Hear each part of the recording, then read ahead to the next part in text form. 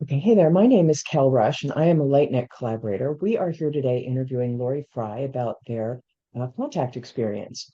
We are on a quest to interview 100 incredible people who have accomplished contact. And if you know someone who could be interviewed, reach out to team@lightnet.org and be a part of our mission to share the most valuable knowledge on the planet. If you are interested in finding out more about Contact or our other labs, please check them out at lightnet.org. Lori, welcome to the set. How are you doing today? Thank you. I'm doing well. What was the first thing that made you want to contact the other side?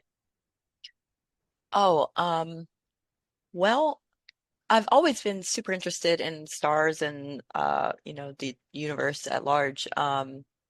But let's see, I guess it was when I started spiritually awakening. I just started doing research about it and um was just fascinated with it. And then just thinking that I could actually have contact with ETs was just amazing. So Was ET your contact experience, or have you had contact with angels, multidimensionals, past loved ones, or has it been specifically ET? well, in the contact labs here at LightNet that we did last season, we were making music with ETs. So it Mm-hmm. actually was with, I believe, the Arcturians. I'm not exactly sure. Um, I think we were also having a lot of contact with the Pleiadians, I think. Yeah, But we actually made music with them. So we interacted through apps on my phone and with the radios. that is so cool. That is so cool. I want to start doing that too. I have a pair of the Baofeng radios, and Yeah. I just haven't had a chance to get engaged and start really doing it. So I'm really fascinated with the whole thing, you know, Yeah, with getting that, ready I to get got ready to do it. with the radios, that was pretty interesting because they do like this where they do one click for no, two for yes, the three for I believe it is ask a different way, and then four is clapping and applause. So um I got a lot of static on mine more often than I got the direct answers like that. Um, but there would just be static at all different times, and the radios should be on the same frequency. They'd be getting different things coming in. And so, yeah, I was keeping track of it for a while. It was pretty interesting just about the timing. Like it was like in the morning. It would go off a lot. And Wow. And what did you interpret the static as? Like, did you get any specific feelings or different energies, or what was your interpretation of that? well, I had one radio specifically for my grandmother, is who I was trying to contact with that one. And it would go off at times when I felt my grandmother was near. It was crazy. Like we'd have family things going on. I believe it was like a Thanksgiving. I had the radios out going and it started just static going crazy. And I definitely felt my grandmother's presence there. That's really neat. That's really neat. Could you like call in an energy and have it go off, or was it just random? Yeah, I wasn't able to. I did focus on it some, but I was really busy during that contact lab as well. Yeah. So Yeah. That's neat. That's really neat.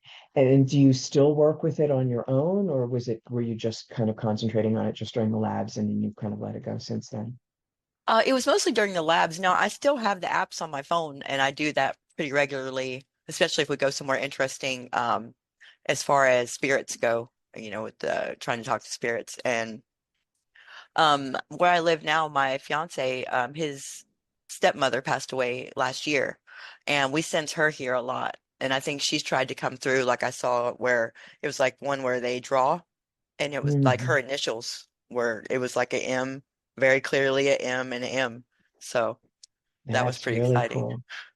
What apps do you use? Do you use the Para tools and Yep, I use the, Paratools, just the VBE apps altogether. I'm actually the one who introduced Ricky, that makes those apps to Zinka. oh, So, that's and so then they got cool. together and made the alien contact specific apps he made just Mm, for LightNet. That was pretty awesome. wow, that's really cool. And so, what other experiences have you had during contact? Like, have you like have your clairsenses come out, like specific clairaudience, clairvoyance, clair Not so much. I see craft in the sky a fair do bit. you? Just it looks like stars, and then all of a sudden it'll just take off and move all around. One time, I want to say it was during one of the contact with LightNet, one of the contact labs we were doing with Altair. Um, there was actually one that was obeying my thoughts. I was like, please move left. And it was like, whoop, and move left. And I was like, okay, now please go back this way. And it went right back that way. That was pretty amazing. That's fun. Oh, I think that was And in a CE5. oh, cool. Very Yeah. cool. Do you do other CE5s now, or do you still participate in that, or are you just too busy? Well, I've been recently, I moved a couple months back in with my fiance, and then my daughters are just started a new school. And so we've been getting settled in. I haven't really had a lot of Life time for gets that in, kind of, yeah, yeah. I've also been I focusing feel on you. astral projection right now myself too. Yeah, yeah.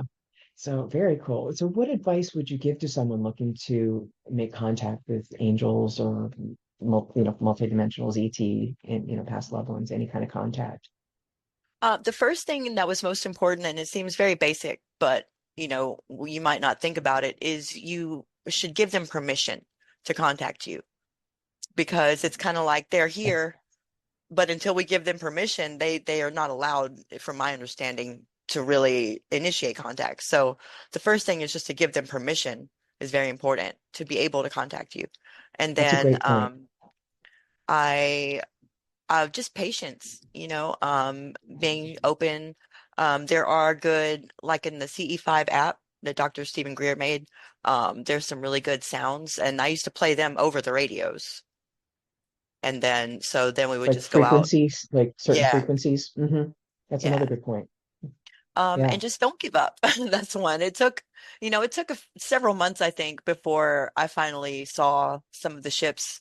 Or then it was a few weeks, I think, with the radios before stuff really kept coming in. Now with the apps, um, but that was a group setting too. I think the more people that you do helps as well, Mhm. versus by yourself. Obviously, when there's more people, there's more energy, there's more, Sure. going out. So, I don't know. I think they might just like Zinka a lot because in our classes Sure, they would sure. be right there. You know, I think there's a trust thing too. Like I think it takes a while for them to sense you and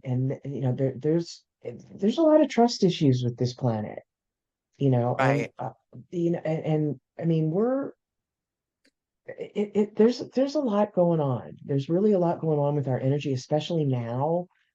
And we think of them as threatening us, but we need to think of it in the opposite direction too, of how they see us down here, and change our view of how we need to change our view of how they could see us and our projections, and how things look, how things might look down here to an outsider, right, right, for you sure. know and we're not so sweetness and light. We may think of ourselves individually as beacons of light.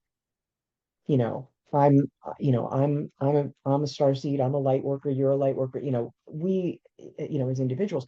But if you think of a lot of, from a collective point of view, to certain views, maybe not so much, and we that's what we need to turn around, I think. And I like, we want, we're like, hey, we love you, yay. But not everybody has necessarily that signature, Right. even though they might want to. And so, as a collective, we're getting there. I think most, more of us do feel that way and want that. And I think we are really getting there. And but I think, a lot of us are like, hey, why don't they just, connect? but I think it's a slow relationship development, like with anything. I think sometimes we can have some subconscious fears as well that maybe I we think aren't there, recognizing. I agree with that too. I agree with that too. So I just, patience is key, like we're such an instant gratification, and we've gotten so used to like the microwave and the internet and this, being able to get things so quickly that we just assume that, you know, and I think we think they have like this instant ability with certain things too that they may not because of our density can't Right. always just break through either. So I That's think another one we I was going to misunder say yeah, I is think keeping we our vibration high misunderstand enough. Yeah. how They things have work. to kind of bring theirs down and we got to bring ours up a little bit. Yeah, yeah. So it's, it's just it's an interesting, the whole thing is so fascinating as we learn how it all works, breaking through these veils. But thank you so much for sharing your experience and being, a citizen scientist for us, on the ground here, Anyway, so glad to going be through here. these. Yeah, thanks so much for doing this work. It's really great stuff. And we really appreciate you sharing your experiences and keep at it. Yeah, So thank thank you. you. So this has Perfect. been Lori Fry sharing her contact experience with us here at LightNet Contact Lab. First 100.